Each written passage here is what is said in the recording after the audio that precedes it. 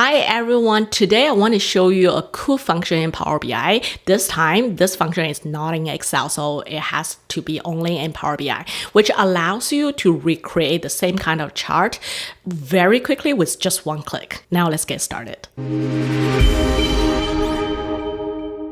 First, let's look at the business scenario where it makes most sense to create small multiple charts in Power BI. So let's say I have an employee spreadsheet with everyone's base pay and bonus, and I want to show the amount at an aggregate level.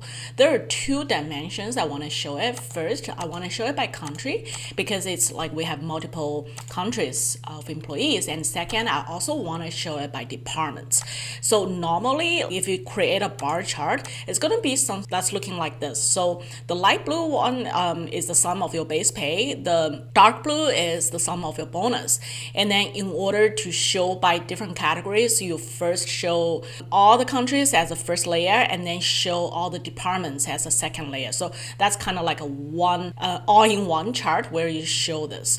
However, with Power BI, there is a cool function called small multiple where you can actually, with just one simple click, you can transform your chart into this one, whereas you can either show it by different dimensions of departments, but you show all the countries in order, or you can also do it by different countries where you show different departments in order. So I'm going to show you how to do that in this video. The first step is, of course, import your data from a spreadsheet into Power BI. So this is our spreadsheet. So we can either, if your data set is small, you can use enter data, or you can, if your data set is bigger, you can use get data, and you can import from Excel workbook or CSV or some other sources. And eventually, once you follow the steps, you will see your data set in here and also showcase in the data's panel on the right. Okay, so now let's try to create this chart. First, I need to mention the small multiple function only works for the first row of the visualization. So it's kind of like an advanced function for only the most typical kind of charts. That's why in my last video, when I try to create small multiples for double radar charts, there's no way I can do it with this method here. I have to do it like copy and paste manually myself. But let's say for this chart, I want to use the stack column chart. And what you do is you select your chart and then you select your data, the data you need, which in our case is our sum of base pay and our sum of bonus.